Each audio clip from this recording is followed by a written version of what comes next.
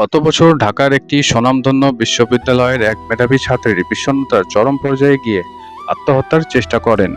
Police যখন তার mobile record এবং ল্যাপটপ চেক করে, তখন বেরিয়ে আসে এক শিউরে ওঠার মতো সত্য ঘটনা। কোনো ড্রাগ ডিলার বা আন্ডারওয়ার্ল্ডের গ্যাংস্টার নয়, তাকে আত্মহত্যার মুখে ঠেলে দিয়েছিল তার নিজের ঘরের ভেতরে থাকা একটি অদৃশ্য থাবা, যাকে আমরা পর্নোগ্রাফি বলি। পর্নোগ্রাফি আসক্তি। আমরা ভাবি পর্নোগ্রাফি কেবল একটি বিনোদন বা ব্যক্তিগত মুহূর্তের অভ্যাস, কিন্তু চিকিৎসা বিজ্ঞান বলছে এটি পারমাণবিক বোমার চেয়েও নিঃশব্দে একটি দেশের তরুণ প্রজন্মকে পঙ্গু করে ফেলে।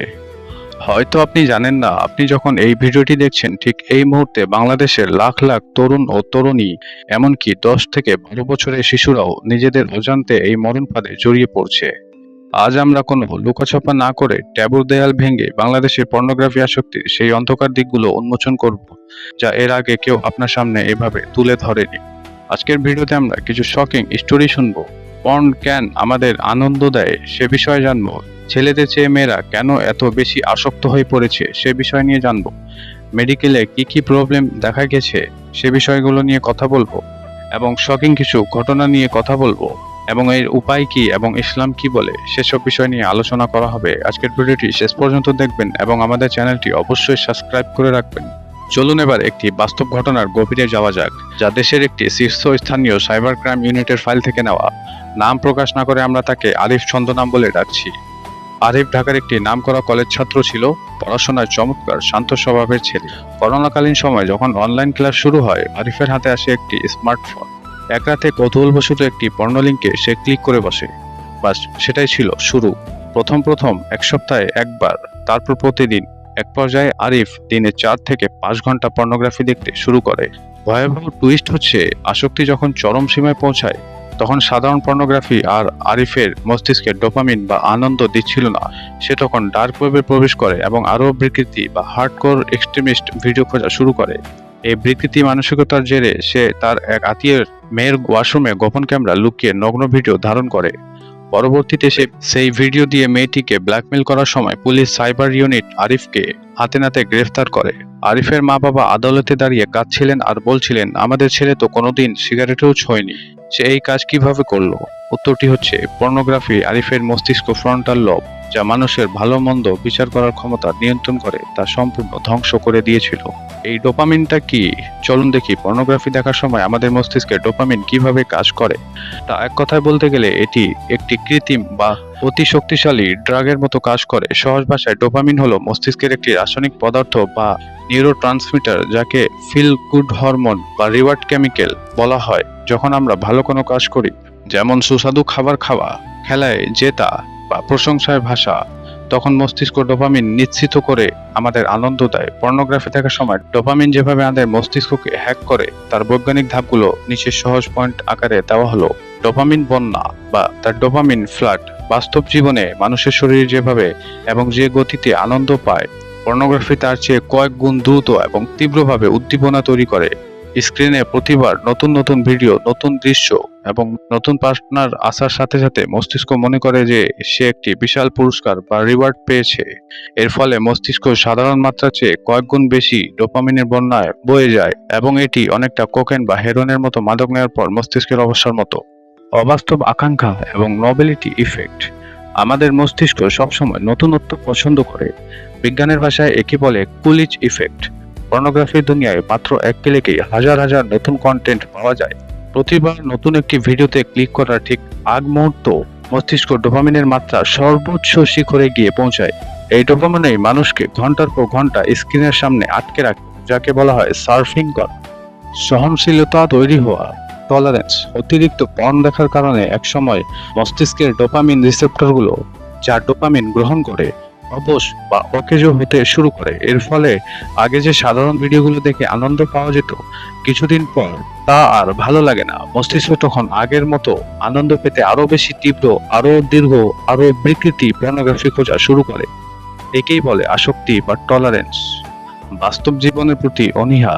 যখন পর্ন দেখার মাধ্যমে মস্তিষ্কে ডোপামিনের মাত্রা কৃত্রিমভাবে আকাশচুম্বী করা হয়, তখন বাস্তব জীবনের ছোটখাটো আনন্দগুলো, যেমন পড়াশোনা করা, ক্যারিয়ারের সাফল্য, বন্ধুদের সাথে আড্ডা বা পরিবারের সাথে সময় কাটানো, আর কোনো আনন্দ দিতে পারে না। আসক্ত ব্যক্তি বাস্তব জীবনের সবকিছুতেই তীব্র একাকিত্ব, একঘেয়েমি ও বিষণ্ণতা অনুভব করে। এখন আমরা ছেলে ও মেয়েদের আসক্তির চাঞ্চল্যকর তথ্য বা পরিসংখ্যান জানবো। তারপরে জানবো ছেলেদের আসক্তির কারণ কি এবং মেয়েদের আসক্তির কারণ কি। স্কুল কলেজ পর্যায়ের ভয়াবহতা। আন্তর্জাতিক জার্নাল হেলথ সায়েন্স রিপোর্টসে প্রকাশিত একটি দেশব্যাপী জাতীয় গবেষণায় দেখা গেছে, বাংলাদেশের স্কুলগামী কিশোর কিশোরীদের ৬২.৯% পর্নোগ্রাফি আসক্তিতে ভুগছে, অর্থাৎ প্রতি ১০ জনের শিক্ষার্থীদের মধ্যে ৬ জনেরও বেশি এই ফাঁদে আটকা। বাংলাদেশের পাবলিক ও প্রাইভেট বিশ্ববিদ্যালয়ের শিক্ষার্থীদের উপর পরিচালিত ভিন্ন ভিন্ন গবেষণায় দেখা গেছে প্রায় ৭২ থেকে ৭৫% শিক্ষার্থী জীবনে কখনো না কখনো পর্নোগ্রাফির মুখোমুখি হয়েছে। এর মধ্যে ৩ ভাগের ৩ অংশই পুরুষ এবং বাকি অংশ নারী। মানুষের জন্য ফাউন্ডেশনের একটি পুরানো কিন্তু এখনো প্রাসঙ্গিক সমীক্ষায় দেখা গেছে, রাজধানীতে পর্নো আসক্তদের মধ্যে ৭৭% কিশোর কিশোরী, অর্থাৎ অপ্রাপ্তবয়স্কদের মধ্যে এর বিস্তার সবচেয়ে বেশি। ছেলেদের পর্নো আসক্তির কারণ। সাধারণত খুব কম বয়সে বা ১০ থেকে ১৩ বছর বয়সে বন্ধুদের মাধ্যমে বা ইন্টারনেটে ভুলবশত কোনো লিঙ্কে ক্লিক করে প্রথম পর্নোগ্রাফি দেখে। ছেলেদের মস্তিষ্ক খুব দ্রুত ভিজুয়াল বা দৃশ্যমান বিষয়ে উত্তেজিত হয়ে যায়। ইন্টারনেটে হাই স্পিড ডেটা এবং একাকিত্ব ছেলেদের ঘন্টার পর ঘন্টা স্ক্রিনে আটকে রাখে। গবেষণায় দেখা গেছে, ছেলেরা নিয়মিত পর্ন দেখে তারা বাস্তব জীবনে নারীদের কেবল একটি যৌন বস্তু হিসেবে ভাবতে শুরু করে। পর্নোগ্রাফিতে দেখানো হিংস্রতা ও অনৈতিক সম্পর্কগুলোকে তারা বাস্তব জীবনে স্বাভাবিক নিয়ম মনে করে, যা তাদের পরবর্তীতে অপরাধের দিকে ঠেলে দেয়। এবার জানবো মেয়েদের পর্ন আসক্তির কারণ কি। একাকিত্ব ও নীরব ট্রমা। আমাদের রক্ষণশীল সমাজে মেয়েদের পর্ন আসক্তিকে পুরোপুরি আড়াল করে রাখা হয়, কিন্তু ইন্টারনেটের মধ্যে মেয়েরাও এর বাইরে নয়। মেয়েরা সাধারণত ছেলেদের চেয়ে একটু দেরিতে হাই স্কুল বা কলেজে পর্নোগ্রাফির মুখোমুখি হয়, তবে ছেলেদের মতো কেবল শারীরিক উত্তেজনার জন্য নয়। মেয়েরা অনেক সময় তীব্র একাকিত্ব, বিষণ্ণতা, ভালোবাসার অভাব বা মানসিক ট্রমা থেকে বাঁচতে পর্নোগ্রাফিকে এক ধরনের এসকেপ মেকানিজম বা সাময়িক মুক্তির পথ হিসেবে বেছে নেয়। মেয়েরা বেশিরভাগ ক্ষেত্রে ইমোশনাল বা রোমান্টিক ঘরানার পর্ন, যেমন অডিও পর্ন, ইরোটিক ফিকশন বা রোমান্টিক ভিডিও বেশি পছন্দ করে, তবে আসক্তি বেড়ে গেলে তারাও হার্ডকোর ভিডিওতে অভ্যস্ত হয়ে পড়ে। ছেলেদের ক্ষেত্রে সবচেয়ে বড় ক্ষতি হলো সমাজ বা পরিবারের ভয়ে তারা এই সমস্যার কথা কাউকে বলতে পারে না, ফলে তারা তীব্র গিল্ট, রিগ্রেট, বিষণ্ণতা এবং আইসোলেশনে ভোগে। এবার দেখব পর্নোগ্রাফি থেকে কিভাবে আমরা বের হয়ে আসতে পারি বা নিজেদের ছেলে ও মেয়েদেরকে কিভাবে এই পথ থেকে বের করে আনতে পারি। ইসলামিক দৃষ্টিকোণ থেকে পর্নোগ্রাফি দেখা একটি মারাত্মক গুনাহ, যা আমাদের অন্তরকে অন্ধ করে দেয় এবং আল্লাহর ইবাদত থেকে দূরে সরিয়ে নেয়। তবে ইসলাম কেবল এটিকে নিষেধই করেনি, বরং এই অন্ধকারের থেকে পুরোপুরি বের হয়ে আসার জন্য অত্যন্ত বাস্তবমুখী ও মনস্তাত্ত্বিক কিছু উপায় বা সমাধান বাতলে দিয়েছে। সত্যিকারের তওবা বা অনুতাপ। ইসলামে ফিরে আসার প্রথম ধাপ হলো আল্লাহর কাছে আন্তরিকভাবে ক্ষমা চাওয়া। অতীতে যা হয়েছে তার জন্য মনে তীব্র অনুতাপ আনা, এখনই এই পাপ সম্পূর্ণ বর্জন করা এবং ভবিষ্যতে আর কখনো পর্নোগ্রাফি না দেখার ব্যাপারে মনে দৃঢ় প্রতিজ্ঞা করা। আল্লাহ আল গফুর বা ক্ষমাশীল। আপনি যত বড় পাপই করুন না কেন, যদি আন্তরিকভাবে তওবা করেন তবে আল্লাহ আপনার পেছনে সব গুনাহ ক্ষমা করে দিবেন, আপনার অন্তরকে শান্ত করবেন। আত্মনিয়ন্ত্রণ ও কুপ্রবৃত্তির বিরুদ্ধে জিহাদ। নিজের কুপ্রবৃত্তি বা খারাপ ইচ্ছার বিরুদ্ধে লড়াই করাকে ইসলামের জিহাদে আকবর বা সবচেয়ে বড় যুদ্ধ বলা হয়েছে। যখনই পর্নো দেখার তীব্র ইচ্ছা জাগবে, তখন সাথে সাথে স্থান পরিবর্তন করা, অলস বসে না থেকে শারীরিক পরিশ্রম করা। রাসূল সাল্লাল্লাহু আলাইহি ওয়াসাল্লাম বলেছেন, সেই ব্যক্তিই প্রকৃত বীর নয় যে কুস্তিতে অন্যকে হারিয়ে দেয়, বরং সেই প্রকৃত বীর যে রাগের বা উত্তেজনার মাথায় নিজের নফসকে কন্ট্রোল বা নিয়ন্ত্রণ করতে পারে। আল্লাহর সার্বক্ষণিক নজরদারি অনুভূতি।